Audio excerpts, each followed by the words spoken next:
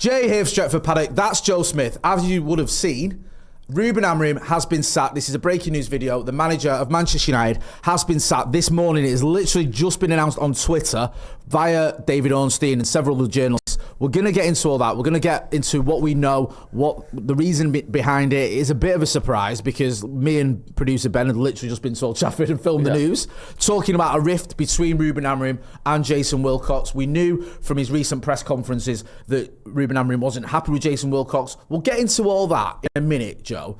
And we want you guys to get involved in the chat and the comments and let us know your thoughts. I just want to get your initial reaction to this news, Joe, because me and you were upstairs. We were chatting about the Leeds game, like what's been going on, and then this news broke, and it took us by surprise. Because even though we know things haven't been great, we didn't expect Ruben Amorim to be out of a job by 10:15 this morning. Yeah, pretty stunned actually, and we've never really seen this before. I know Jose kind of walked into this, but he was also, you know, it took a little bit longer, it took more time. We saw these sort of bad results get worse and worse and worse, and maybe you could argue with Amorim, the results have never been good enough to sort of constitute such a decline.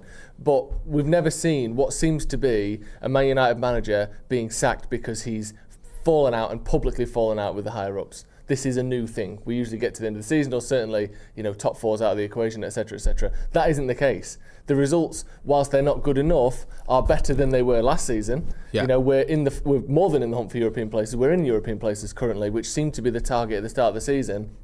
And yet it seems to be this falling out, this sort of back and forth between him and the sporting director, which is, as we all know, Jason Wilcox. And whatever happened in that supposed meeting today, we don't even know whether it's taken place, but that seems to be where the dots have led us to.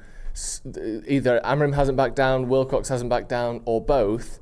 And obviously, he's gone. I mean, obviously, there's loads to get into between now and the end of the season, what this means for INEOS, what it says about INEOS, what it means for Amorim, and obviously going forward, that's less of a concern for Man United. But I am very shocked, is my initial reaction. I didn't think, you know, between yesterday's comments, which were inflammatory and a little bit maybe, obviously they sort of described something going on behind the scenes that we weren't necessarily aware of over the last sort of week or so, but for him to go from that to being sacked has massively surprised me. Massively. Oh, we've got a club statement. Thank you. Club statement's coming out now. What are you shocked? I am shocked because I was shocked yesterday. I said this in my news that no one's ever going to watch because we're not going to put it out. On the way back from Leeds, I went to Ellen Road and I felt after the game okay. A bit disappointed we didn't win because I thought we had enough good chances to win that game. But I was like, it's not the end of the world. We were behind, we fought, we got a draw. It shut the Leeds fans up. I can live with it. And then when I saw that the presser, I thought, this seems a little bit weird that we're having this sort of meltdown or soap opera after what has been an okay result, a result which we don't need to have a soap opera about. We can just move on and look towards the Burnley game. So it was a little bit surprising to me that he'd said what he said. He was obviously upset and annoyed, and we saw that in the pre-Leeds press conference where Jamie Jackson, I think, was asking him. But we'll get into our comments in a minute. Let's read the official club statement. United have gone classic corner flag picture here, by the way, as well. I mean, it's club statement, picture of a corner flag. No expense spared by Manchester United. Look at that. You can't see the flag. This is the sort of statement that you get put out when I leave, if I ever get sacked from Stretford Paddock. It's about 4 lines. And it's just Ruben Amorim has departed his role as head coach of Manchester United. Obviously, the head coach there was a little bit of a thing yesterday, wasn't there, where he was talking about I'm the manager, not the head coach, even though everyone knows his title is head coach. Ruben was appointed in November 2024 and led the team to UEFA Europa League final in Bilbao in May. What a night that was. With Manchester United sitting 6th in the Premier League, the club's leadership has reluctantly made the decision that it's the right time to make a change. This will give the team the best opportunity of the highest possible Premier League finish. The club would like to thank Ruben for his contributions to the club and wishes him well for the future. Darren Fletcher will take charge of the team against Burnley on Wednesday. Not much in there. The interesting line, well, there's several lines in there, but the interesting one there is, with United sitting 6th in the Premier League, the club's leadership has reluctantly made the decision that this is the right time to make a change. This will give the team the best opportunity of the highest possible Premier League finish. Now, me and you've spoken extensively about this season, about where we expect to be, about the ambitions of this season and what is realistic. And United, look, the results haven't been good enough over the last month. They haven't. I'm not defending those results. We've spoken about it. You should be beating Everton, Burnley, Bournemouth and all the rest of it, Old Trafford in particular. Wolves. I get all that. Wolves, thank you. But United are level on points with Chelsea, right, who are 5th, which is probably going to be a Champions League spot. The top 4 is Villa, City, Arsenal, Liverpool.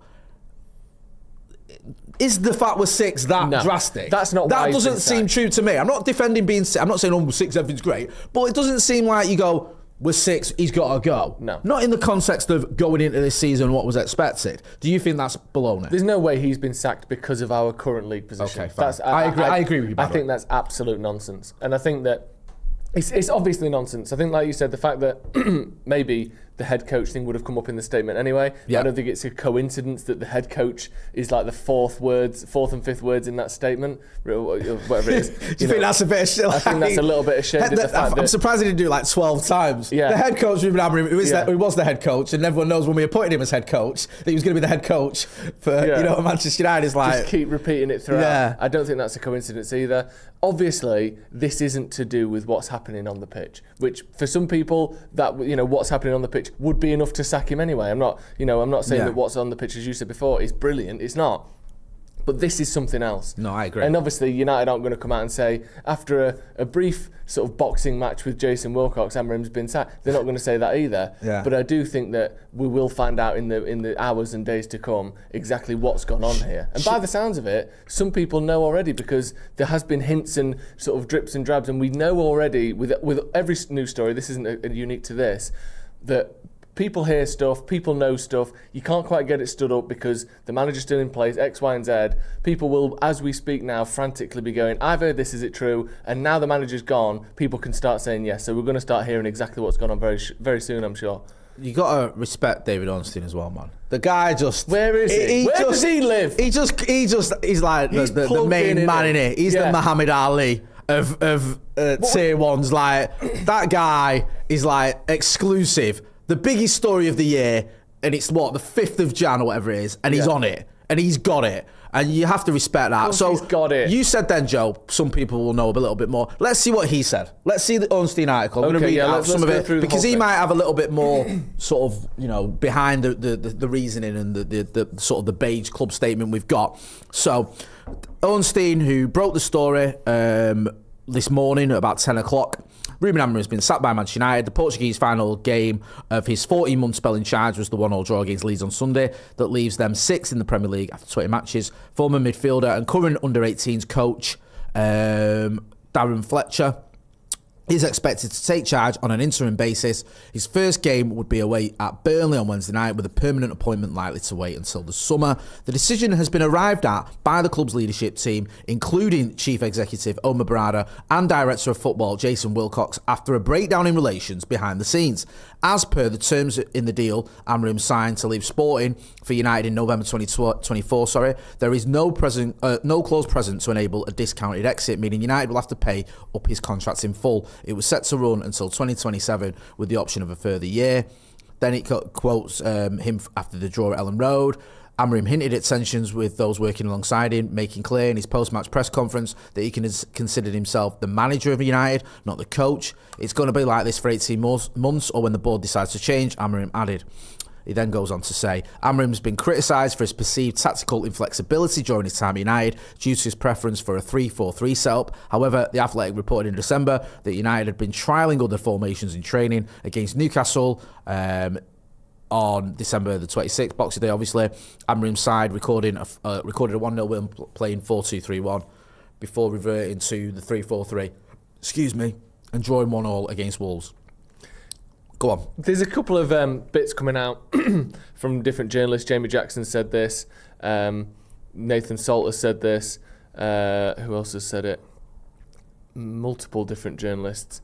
That Manchester United are essentially briefing and telling people that this is nothing to do with this behind-the-scenes spat, and it's just to do with a lack of progress on the pitch, apparently.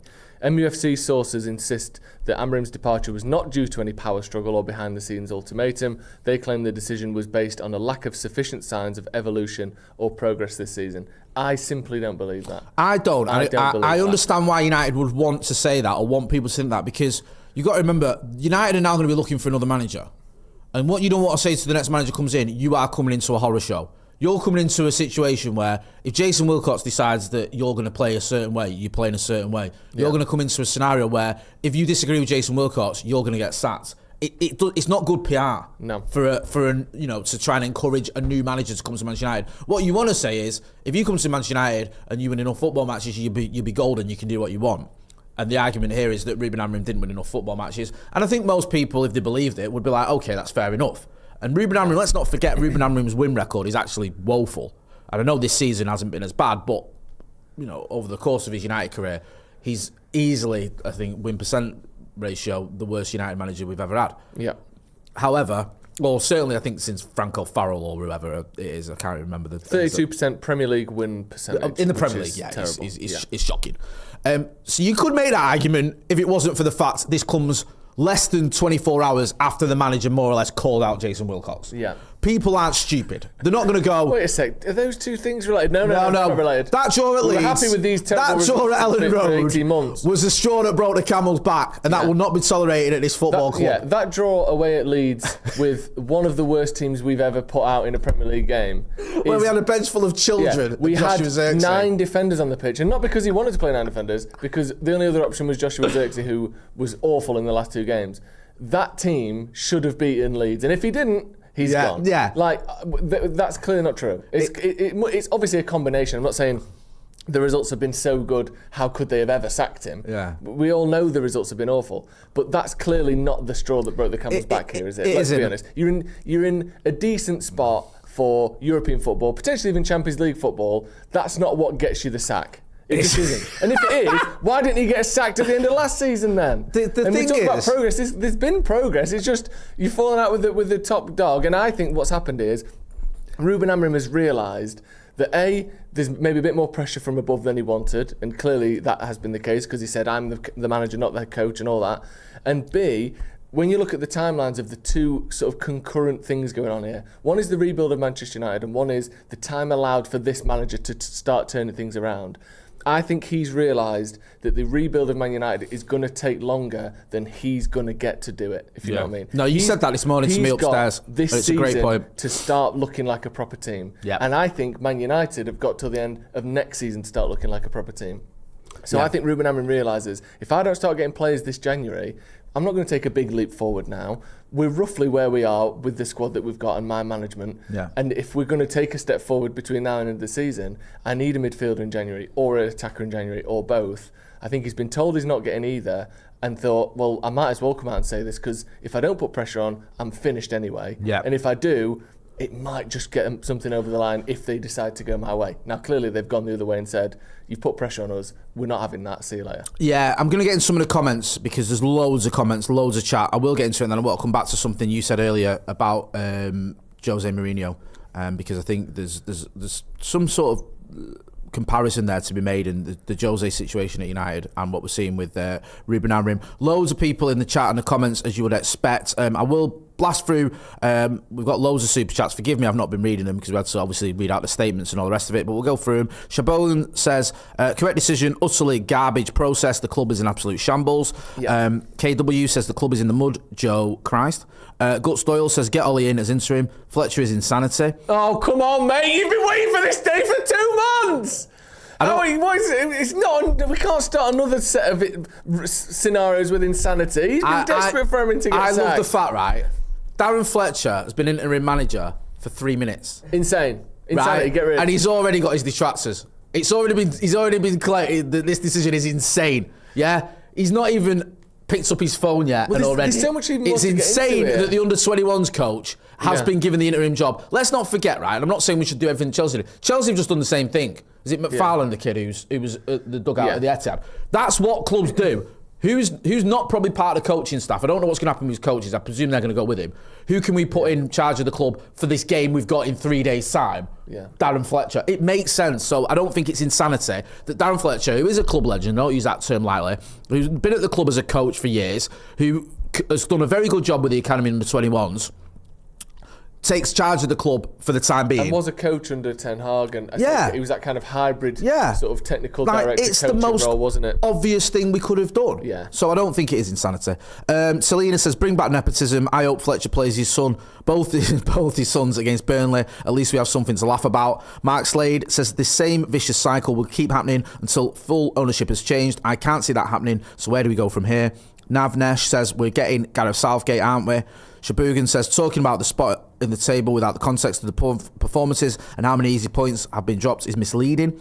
Tom Boyce, who's been a member for 25 months, says, I'm not shocked. I'm just gutted that we can't have a successful manager. Where do we go now? I really don't want Southgate, another season in the bin. 8 Sharky 8 says, feels like a win for bureaucrats. He's been a member of the academy, member of the first team for 30 months, thanks to your support. Feels like a win for bureaucrats. Sorry, I'm losing my marbles. At the start of the Wilcox era, as it appears that Amorim was his own man and gone out on his shield. Awful decision. Mohammed says 3 wins in 11, by the way. Ash Meat says, can I get one peaceful day as a United fan? He's been a member of the academy for 60 months. No, you can.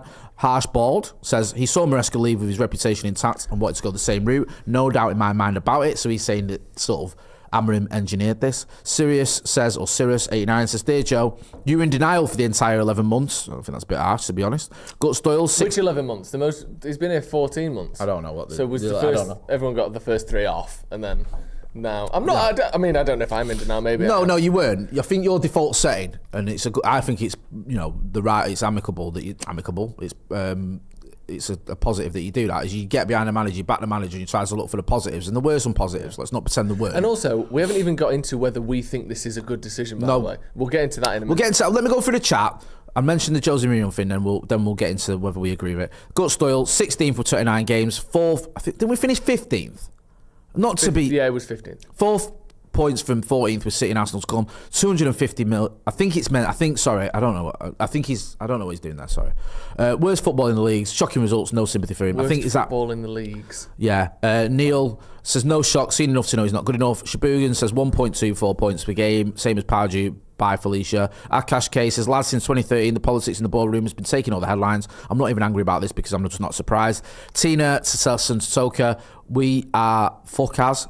A club Glazers and INEOS out. Tokyo Musing says, we are Chelsea, mate. Ruben Amorim was obviously told how to play, said no and got sacked. Complete joke. We won't get Europe, won't get any elite players. I'm going to sort of come back to the super chats. Could be here all day because it's just relentless. Also, just in the rest of the chat, someone says, Zabuk says Raiola, or Maresca. Worst manager in the Premier League, finally sacked, says Showbit. Southgate is available, says Tim Maggs. Ollie at the wheel, says Grayson Greyhound. One new thing he said about Jose there, which I do see similarities between Jose and Ruben Amorim, in the sense that Jose made his feelings clear by the tactical decisions he made on the pitch. It was obviously wanted a centre-back. He's obviously wanted Harry Maguire. He said that in the summer, He said he wanted a centre-back. He didn't get it. So what he did was he then reverted to playing 3 at the back with either Scott McTominay or Ander Herrera as one of his defenders. Neither of whom is really a defender. I know McTominay had played for Scotland as a defender, but he wasn't a defender. And neither was Ander Herrera. And then he'd do things like, I remember against West Ham where he took Lindelof off and left on Scott McTominay in defence. Or when you go back to the Chelsea game where he just seemed like he was sabotaging the team, Jose. Like, we were all over Chelsea. Anthony Martial scored 2 goals and was flying, and he took him off. It was like he was doing things to make a statement. And then against Liverpool, which is obviously his last game, they're getting a load of joy down our right-hand side, their left-hand side, and he took off our only right-back in Diogo Dalot and brought on Fellaini. It felt like he was trying to sort of prove a point. And it was coming towards the January transfer window. Jose gets sacked. Ollie comes in. It's obvious we're not going to sign anyone in January. Comes in as interim and caretaker and then does a good job. Gets a permanent job and the rest is history. It feels similar in this respect that Amorim wanted transfers in January. Wasn't going to get him. Rather than sort of making a statement tactically, or you could argue he did somewhat, he's made a statement in a press conference. And then the rest is history in the sense that he's obviously rattled a few cages, and Amorim and Wilcox is probably not happy about what's been said because it sort of shines a light on him. They've had this meeting. We were hearing they were going to have this meeting. It feels like they had this meeting this morning. It hasn't gone the way that everyone hoped, in the sense that they haven't been able to sit around a table and iron out the differences, and Ruben Amorim ends up getting sacked. I'm with you, Joe. I don't believe for 1 minute he's been sacked because of because of where we are in the table. It doesn't ring true to me. Have we got something there, Harvey? So James Ducker, there's a few different bits from him, obviously, from the Telegraph. Do you want me to do that? Are you on that song? I've got it. I can do one of them now. I've got it here now. Okay, sorry. there you go. Yeah. So James Ducker, friend of the channel, he's been sort of tweeting about what's gone on. United insiders have stressed that Amorim was fully on board with the plans to prioritise the signing of 3 forwards, and Mbumo, Cunha and Sesko in the summer. Also of the belief all recruits are versatile enough to play multiple systems. United sources believe the squad remains well placed to secure European qualification this season, but the change was necessary to give the team the best chance of meeting that target this season. Minimum target of top 6 set in the summer. Which is kind of ironic, isn't it? Minimum target of top 6 set in the summer. We're in the top 6. You're the 6th and you get sacked. Like, I'm not saying that Amorim's been great, because I don't think he has, but to say the minimum target is 6 and we're 6, so we've sacked him. Yeah, it's clearly bollocks. It's clearly not why they've sacked him, is it? No. Like you said, if your target is 6th, first of all, you get a chance to see out that target. You can't tell someone they've failed on their targets if the time span hasn't been sort of achieved. And like you said, and secondly, we are 6. So it's like, Jay, if you don't give me, 50 quid in the next 2 weeks, we're done. I mean, I know you've given me 50 quid, but we're done anyway, because it feels like... Do you reckon they said that to him in the meeting when, Ruben, as you know, our target, we said to you, this season was 6. So Ruben's gone, well, yeah. So happy days. I printed off the printed table. So you can see 6. Yeah. So we're going to have to sack you. In what sense? What? Hey? As in... keep me on? Yeah. Or when you say sacked, do you mean what do you mean? I've lost my job for being on track to do the thing you wanted me to do? That makes no sense. See, it makes no sense. This adds to this feeling of United have bodged it again. Yeah. Like this is the problem. So for me, I think what United have done today is stupid. And not because I think Ruben Amorim is the best manager in the world and that we should keep him forever and that everything's been brilliant. It clearly hasn't. He's clearly a manager that's on the very edge of whether he's good enough to be keep managing Manchester United. Or not whether he's good enough, whether the results have been good enough to keep him. That is completely... I think anyone would be mad to say otherwise. It has not been good enough at Manchester United. But what we've done is seen a manager play a system that doesn't suit the squad. We've hired him anyway. Then we've given him to the end of the season. It was utterly horrific. Yep. It was historically horrific last season. And gone, no, you know what? We're going to back him. We think it can work. It's got to improve. You've got to get top 6. Then you go into the next season. You're in the top 6. And then you go, actually, no, now we're going to sack him. And start this absolute turmoil again. We're almost exactly halfway through the season. Yep. The second half of the season is mental now. Is it Darren Fletcher for the end of the season? Maybe. Do we get an interim to the interim like we did with Ralph Rangnick? Remember how that worked out? It was an utter disaster. Oh, mate. You know what? I sat here while your mate shouted at me for not knowing what gegenpress was and, made me feel stupid and made me believe that, everything was going to be all right. And it was a shambles. And the Ralph Rangnick one is a great example because part of the reasoning behind why Ralph Rangnick was such a fantastic appointment was he was going to move upstairs at the end of the season and work with the manager. And they had a 20-minute phone call and the manager told him he didn't want anything to do with him and he went off to manage Austria. And the thing is, you bring Darren Fletcher in, and this is no insult to Darren Fletcher. He's never managed a men's team in his life, I don't think. No. So you're either saying one of a few things. A, Darren Fletcher is sort of secretly this kind of top-level manager that we think could one day go on to be a great manager. Sort of, Pep Guardiola was managing Barcelona's second team, wasn't he? B, we think that the current manager is so toxic and bad that he's getting less out of these players than just an average coach would. Yep. Because therefore Darren Fletcher will come in and get more out of them, which maybe is possible. Or C, we've fallen out with him, it's not going to work, and we've both been overly emotional and we've had to sack him. I think C is the most likely of those scenarios. And that for me is the worst one for Manchester United. Yep. When we look at the future of Manchester United and how we're being ran, this hiring people that the system doesn't make sense, then no, we're going to back it. No, you've got to change your system. And then when the manager doesn't like that you're bringing him in and making him change who he is, then you sack him. What are we doing? No. What does this say? You've fucked up the sacking of Erik ten Hag. You didn't like him, you didn't want him, you kept him anyway because we as United fans typically thought, actually, if you win the FA Cup, you should probably start the next season, rightly or wrongly. You kept him on, then you sacked him in November, then you get another manager in. It's terrible. You keep him anyway. Again, you have another summer where you go, maybe we could cut loose this guy, like we did potentially could have done with Ten Hag last season. No, what? We'll go and back him. And then you sack him halfway through the season anyway. Yeah. Since INEOS have arrived, no manager has made it till the end of the season. What does that say? I guess Ten Hag made it to the end of that first season as they were getting the feet in the door. Yeah. But since INEOS have been fully in control, it's been 2 seasons, 2 managers sacked halfway through, 2 seasons ruined. Yeah. So I get that, and I'm optimistic overall that they're going to be better than the Glazers because the Glazers didn't care and they put idiots in charge. Yeah. This alternative so far hasn't been much better. No, it hasn't. And we need to work out why it hasn't been better.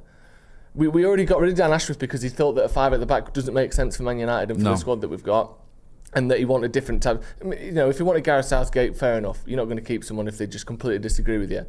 But at some point, we have to start seeing this vision. We have to start seeing why we're trusting these people. I think the transfers have been better, but the way they've handled Ten Hag and Amorim is embarrassing. Absolutely embarrassing. Why would you sign someone and spend loads of money getting someone in that plays a system we've never played before, think it would be easy to change to it, and then when it was difficult, get rid of him? Yeah. It's awful. It's awful for Manchester United, this. It is. Ayush Varma in the Super Chat says, goals, 3rd, XG 3rd, shots on target first, achieve the target top 6 with the threadbare squad. A turnaround is not about flipping a switch. People combining last season's performance with this season because they know Amorim has delivered this season. So he's pretty pro Amorim there. Not everyone is. Eddie Tron says, just fed up with the club. Yes, results in this tenure have been rubbish, but we know that's not why he got sacked. 2026 just died and it's done. Guts Doyle says, Ollie, then Carlo after the World Cup, like they should have done. Sloppy Joe's podcast says, trust the process. That's Ethan, innit? Well, either way, if that's a super chat, I want that money back because... is that not money laundering, Joe? You spending money from one channel to the other channel. Yeah. I think the Inland Revenue needs to look at that. And I'll be ringing them. No, that's fair enough, yeah. Do you know what I mean? I see right through you with your, what was that, £1.99 super chat. That's £1.99 that you tried to circumvent the tax man with. Well, technically, I own 1/3 of that £1.99 and I want it back. I want my 69p. Joe pays himself by super chatting from Sloppy Joe's. That's how he does it. That's how he gets paid. Yeah. We've got a list here on Transfermarkt. Oh, here we go. Of available managers. Right. So these are some of the managers that are available. And the I think points per match is what they've done in their most recent tenures or overall. I think it's safe to say. So top of the list. What do you mean? What are we ordering this by? I don't know, right? When I say top of the list, it's just the list they put it in order of, right? So I'm not saying, don't want anyone to shoot the message and go, Jesus said that Southgate should be top of the list for United managers. I'm not saying that, and I don't want Gareth Southgate to manage Manchester United. I think that would be an absolutely disastrous appointment. So Gareth Southgate is available. He's 55 years old, if you care about that. Cool. And he's a manager as well, so he's a manager. He can't get the job then. And he's a head coach job on offer. So manager, keep scrolling. Manager. Is there anyone here who's like? Not have any of them. Is there anyone who just says like builder or cook? Do you know what I mean? Like he's a hairdresser. Like how's he ended up on the list? Points right. Last club England. Okay, good. Great. Points per match 1.67. Right. I don't know if that makes any sense, if that means anything. Is that 1.67 points with England? It can't be with England, because England it'd be way more than that. So is that with Middlesbrough? I don't know. And even at Middlesbrough, didn't he get relegated and then get sacked when he was in the Championship? So just bore off with that. It doesn't make any sense, and I don't care. Enzo Maresca, he's a manager as well, you'd be pleased to know. Good. He's 45. Enzo Maresca is the same age as me, and I turn 46 soon, so he's probably younger than me. Yeah. Right. I thought he was about 15 years old. Mate. What's going on there? I mean, let's just have. Should we just? What are the serious possibilities? All right. I think Southgate is somewhat possible. Right, Southgate's somewhat possible. Yeah. Apparently, he's got. He did have a relationship with Dan Ashworth, though, didn't he? So that doesn't count anymore. When you say that, it wasn't just a friendship. You made that sound like they had a fling in the 90s. Well, I'm not saying they did or they didn't. Okay. We just, no one knows. I can't say they didn't. How do you know they didn't? I'm not saying they did. No. But all right, they got on. Well, Safe to say. That's worse. that's even worse, Jay. They know each other. They know each other. Yeah. But obviously that doesn't mean anything because Dan Ashworth got sacked after 3 months. Another great INEOS decision. However, I think I'm right in thinking that like him and Ratcliffe know each other, or there's INEOS know or respect Gareth Southgate. There's some sort of relationship there in terms of like there's a mutual respect, shall we say. Yeah. So it's not beyond the realms of possibility that INEOS look at Gareth Southgate. I hope they don't appoint him, but it's not beyond the realms of possibility. And obviously he's a well-known manager as well. I don't want him, by the way, before anyone starts jumping down my throat saying Jamie wants Southgate. I don't. Maresca just been sacked from Chelsea, or just left Chelsea by mutual consent, if you believe that one. Won 2 trophies, albeit Mickey Mouse ones last season. Got Leicester promoted the season before that. Got Chelsea into the Champions League and had him in the Champions League spots, if you count 5th, when he left Chelsea. So did quite well. Yeah, I'm not having him. No, I'm not a big fan. Literally and I think twerking for Man City, which is one of the reasons why he got sacked by Chelsea. And also, can we not just have? Wasn't he at City under Pep? Yeah. Can we not just have this being all the ex-City boys? Like, let's get Barada, let's get Maresca, let's get Wilcox, let's get everyone. Let's just get, let's bring in Vincent Kompany, let's bring in Ian and David Brightwell. Fuck off. Right. Joe Chimlo. No. I don't want that finger-sniffing person near my club.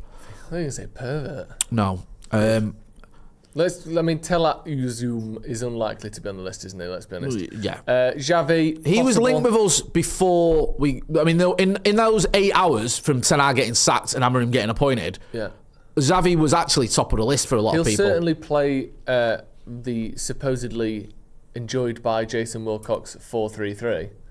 And So to be fair, Xavi stinks of the kind of appointment, right, that people buy into.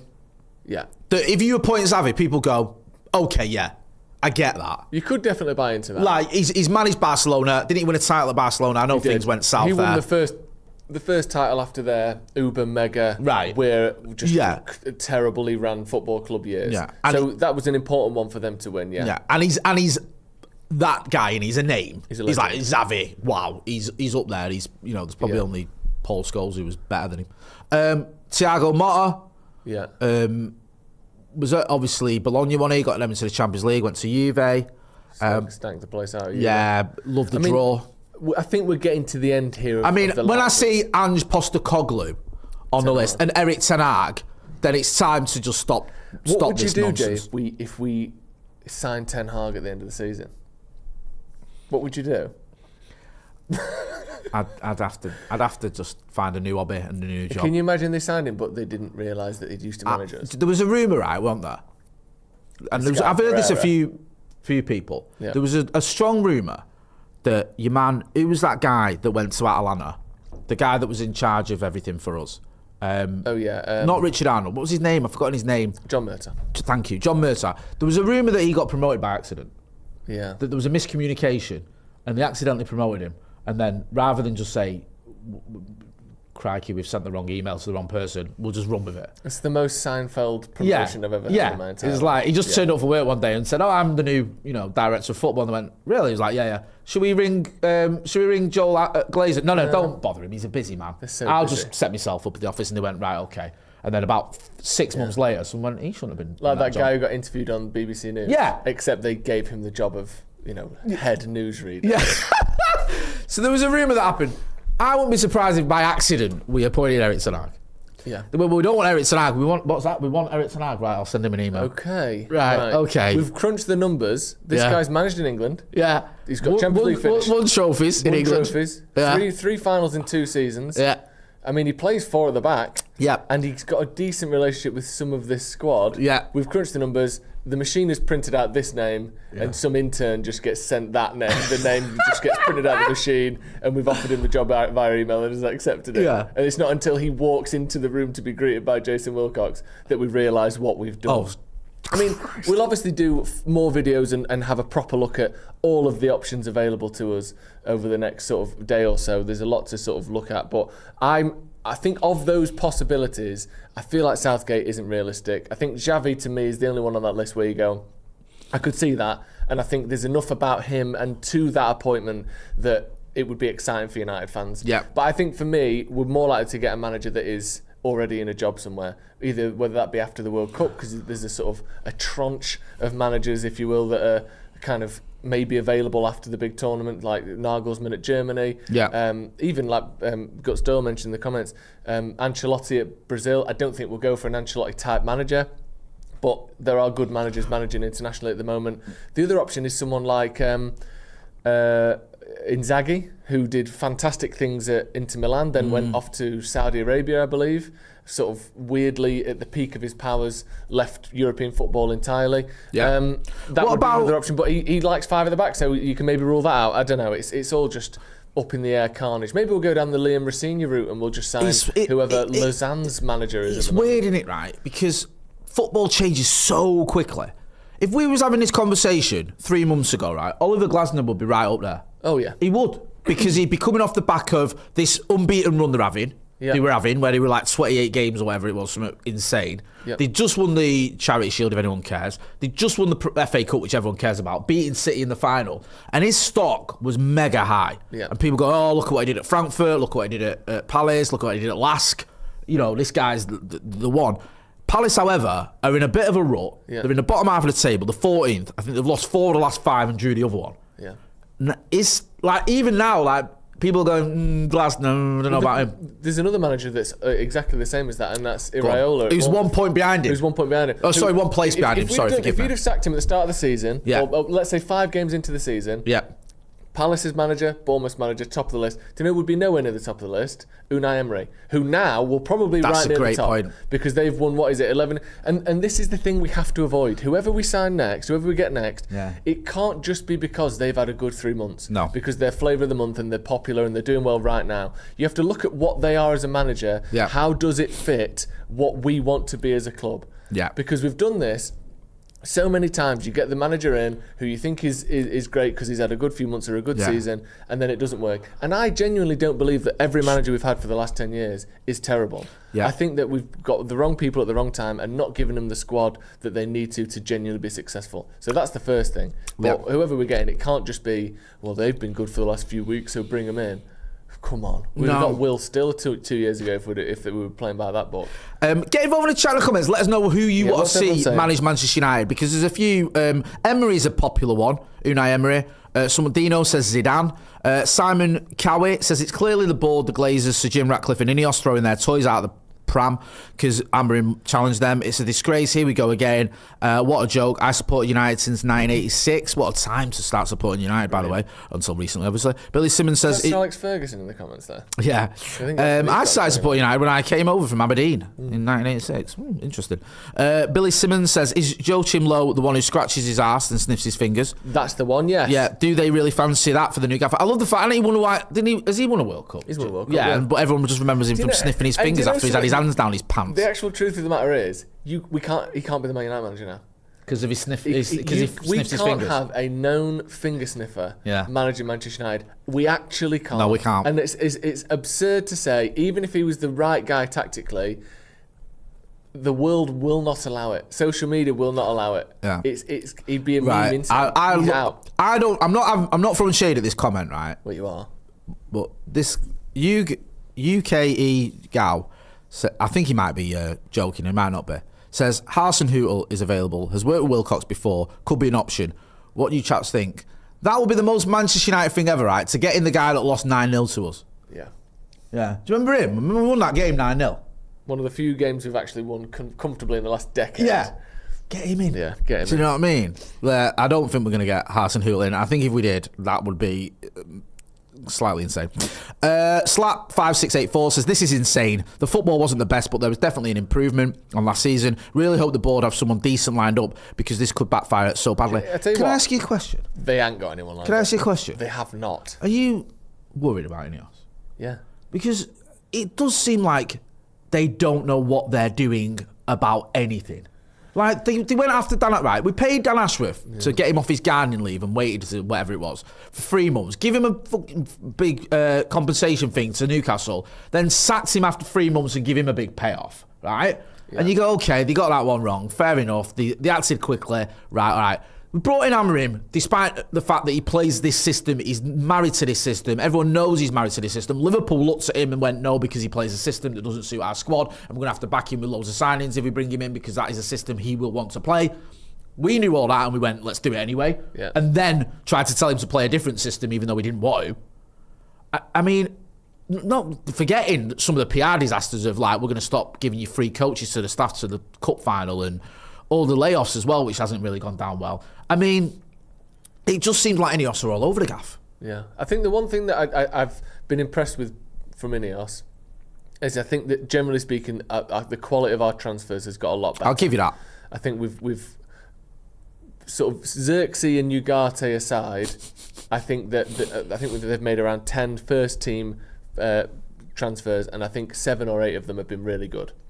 That's a massive improvement over the team. No, I agree with that. And that in itself might be enough to take us up into the top 4 consistently again. Because let's not forget, over the last decade, even under Woodward and then Murtagh, top 4 finishes weren't abnormal, weren't impossible. You know, Yep. top 4 finishes happened with some regularity. Yep. So if you can add to that more of an understanding of who to buy and when, that'll make a big difference. But what you don't want is this sort of turmoil stuff of, not, you know, things being unpredictable, things not being sensible. And I know that as fans, our job, and it's absolutely acceptable for fans to be a bit more up and down, be a little bit more riding the wave a little bit, and you get excited when we win and we get gutted and we're mad when we lose. That's fine. That's what fans are meant to do. You should never be mad at another fan for being pissed off if we've lost or happy if we've won. I get that. But as the club, you're almost like the government, where you can't just be a mardy arse who presses the red nuclear button every time someone tells you that they don't like you. Yeah. And my worry with INEOS is that's a little bit what we've got, where things can be all swimming, great, fantastic. One bad thing happens, red button's pressed. Ten Hag gone, Wilcox gone, INEOS gone. And it's not because it's the best thing for Man United, and it's not because we've planned it out and we think we'll give them to the end of the season, we can plan another manager, we can do the succession properly. It's because right now, in this moment, I need to do something as INEOS or as Jason Wilcox or as Jim Ratcliffe, because I'm pissed off. Yeah. And I don't want that. I don't want a reactionary team that are leading Manchester United. And I don't know them well enough to say 100% that's what they are. But the evidence that we've got so far is they are reactionary and they are emotional. And I don't want that at Manchester United. If you want to be properly successful and consistently successful, you need to have a vision that the manager can't get in the way of, that the players can't get in the way of, and you yourself can't get in the way of. Your own ego and your own insecurities, in terms of falling out with someone, in terms of what you want and when it happens, can't get in the way of Manchester United. No. And I'm worried at the moment that it is. Yeah. That the personalities and the insecurities of people like Ratcliffe, of Wilcox in particular, will get in the way of this bigger vision we have, and they can't let that happen.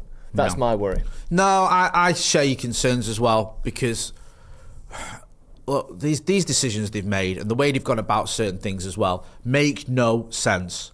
The Ten Hag one was ridiculous, because you go, okay, if you don't really believe in Ten Hag, if you're interviewing managers behind his back, then get rid of him. Yeah. If you don't think he's the right man for the job, forget the fact that he won an FA Cup final. I'm a fan. I backed him because me and you were walking down Wembley Way, and we would have given him the keys to the kingdom after that. Yeah. After that win against City, we've just beaten Manchester City in an FA Cup final. Do I think the manager should keep his job? Of course I fucking do. I love him. Yeah. Do you know what I mean? That's one of the best days I've ever had as a Red, and I'm old enough to. Well. Sorry. Outplayed City. Yeah. Yeah. And I'm old enough to have seen us win a couple of Champions League. Like, that was up there. It was. I'm not saying it's as big as winning Champions League, but it was one of the days where, honestly, genuinely one of the best days I've had as a United fan. Amazing. So if you ask me, yes, but I'm a fan. I'm not someone who's in charge of the club, who's got, to make analytical, professional decisions. If you don't think this manager's right, you forget that game. You don't go, well, he's won that game, so, let's give it him. You go, no, he's not our guy. Yeah. We're walking away from him. The same way that City did with Pellegrini. Pellegrini had a very good record. Didn't he get into a Champions League semi-final and he'd won a cup? I think he'd won a title. And they were like, look, we want Pep Guardiola. Pellegrini's here for a certain time. Now, I'm not saying I want to be like City. I'm not saying that at all, but it's worked for them. Yeah. Like, what they've done has worked for them. Like, you have to have a plan. And it always feels like United, like you were just saying there, there's this emotional, reactionary, like, oh, no, we've won that game, so let's just keep him. Like, what? Because whatever you think the plan should be, This isn't it. No. What we're seeing today is an aversion away from the plan that United had. Yeah. And anytime you do that, you have to be very, very sure you're doing the right thing. And I'm not saying, again, I don't even think I've backed Amorim at all on this video. I don't think that it's been, Amorim is almost irrelevant to this because he's not the United. To be fair to you, Joe, right? You've always made this point since I've known you about the things that are going on other than the manager and what the manager's working with. You said it about Ten Hag and you said it about Amorim. You've been very consistent with that, and I respect it because you're right. Do you know what I mean? Sometimes we disagree on certain things and I'll be like, you know what, I think it's not going to whatever, or this player should be playing more, whatever. But ultimately, I agree with you completely. You've always said, ever since I've met you, look, any manager with this system and this hierarchy is just, even when it was before INEOS and Posey, they're going to struggle with this setup. Yeah. It's not sort of geared towards success. It's a mess. Yeah. And we need to sort it out, and it's a long-term fix. And it's still a long-term fix. And now that long-term fix has just got probably a little bit longer because you got in a new manager in who's going to come in with new ideas. So I get all that. Also as well, I just want to say there's a link in the chat to our merch. So you can check out our merchandise. Like the capitalist pigs we are, we do sell merchandise. It is good stuff as well. And it does help support the channel. So there's a pinned comment in the chat if you can. I'm going to power through some of the, because there's so many comments. So, and I do, this is your channel. I want to hear what people think as well, because where are we with this? I know a lot of people will be happy that Amorim isn't our manager going forward, but are people happy with how it's happened and the fact that it's happened today? Yep. Christian says, went with young targets when Ruben wanted proven, Watkins over Sesko. Now results aren't good enough. Yeah, I mean, I understand. Adele Samaki says, I wonder how fast that Mainu injury will heal now. I think Mainu was injured. I think if he wasn't, I think the manager would have said he's not picked because I'm not happy with him. That's my personal opinion. I don't, you might disagree. Do we need to buy some wingers now? Says Jonathan. I don't know. I don't think we're going to buy anyone in January. We'll see what happens with long-term targets. Charlie says, Bruno was very loyal to Amorim and agreed to stay for him in the summer. I think when I see Bruno that's just disappeared, try to force for a move, I think he was saying. Try to force for a cut price January exit. I don't think Bruno Fernandes is going anywhere in January. No. I think that would be a disaster for Manchester United. Now, you might go about the long term, and if we get big money for him and you want to see him go, if we get 80, 90, 100 million or whatever, I understand that argument, even though I don't agree with it. Letting him go in January, when we've still got a puncher's chance of getting Champions League football, and you bring in a new manager, whether that's Darren Fletcher till the end of the season or someone comes in January, would be insane. Like, I just don't think that is the move. Do you know what would be a real interesting thing? And this for me would be a red line of the club have lost their way. If either... I mean, it's basically just down to Rashford in it, because I think Højlund is a sort of an obligation at a certain point. If Rashford, if there's talk or rumours or suggestions that he can come back into the team, that will be a disaster for Man United. Not because I like Rashford, I've always liked him as a player, but that we can sort of undermine the manager and that it wasn't a club decision and all that. There still has to be, and the club need to do this, and they've tried to do it with the whole thing of like, it's not to do with the fighting, it's to do with the results. What the club needs to do now is make it very clear to everyone, we haven't diverted from this path. We are still on the same path we were on 2 weeks ago, 2 months ago, 2 years ago. As soon as INEOS came in, we've been on this road, and here's why we're still on it. Because as fans, I think we have a right to ask, what's going on here? Explain to us why this is the right thing to do. And obviously the results is one way of saying that, and they're trying to go down there. It's just not good enough on the pitch, right, guys? But we know from how it's unfolded that isn't why he's been sacked today. Yeah. So the club need to come out and prove and show to us, and at least try and convince us that the course has not been veered from, and United are still going to be successful regardless of the manager. And here's why. It's a great point. You know what? Jason Wilcox, right, who was doing a victory lap after we had 3 wins in the trot in October. He needs to do some media. Yeah. He needs to sit down and be transparent and answer some questions, and not just sit down with MUTV and tell us how wonderful everything is, but sit down with a journalist. And listen, I'd love to have him on the channel. I doubt he would, but I'd love to sit down with him and let him chat to us. But sit down with someone who can say, what is going on? Why is this plan gone so wrong? Why did you do this with Ten Hag? And then you went this way. Then you're getting rid of a manager in January who's sat in 6, even though you say that 6 is the minimum target. What is going on at this football club? What are your plans? What are your long-term plans? Why have you messed up so badly? What is going to happen with the likes of Marcus Rashford and maybe Rasmus Højlund if he does it, I think if they don't get Champions League, he does come back. But I get your point on that one. What is going on here? I think he needs to come out because a lot of people aren't going to buy this. And the turbo briefing journalists, because Ducker and a few others are saying like the club are saying it's because of this, that. No one's buying it. You can see from the comments, people aren't having it. People are going, this is because the manager called out Jason Wilcox. This is what this is about, right? Yeah.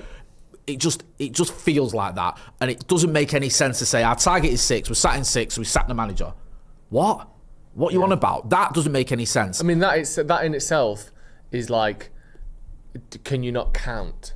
Like, what do we have to call into question to believe the statement they're putting out? We have to believe that they don't know, Jay, that 6 and 6 are the same number. I mean, 3-year-olds can do that. I'm crap at maths, but even I can work out. Yeah, now. if you see, do you know when you do those capture, prove you're human things on Google? Yeah. Literally, one of them is circle the number that is the same as this one. Yeah. That is a basic trait of being a human. So if your target is 6th and you're 6th, something else has gone wrong for you to be sacked. Or we are to assume that Jason Wilcox and Jim Ratcliffe and Omar Barada don't know what numbers are. And if that is the case, Jay, we're in a world of shit.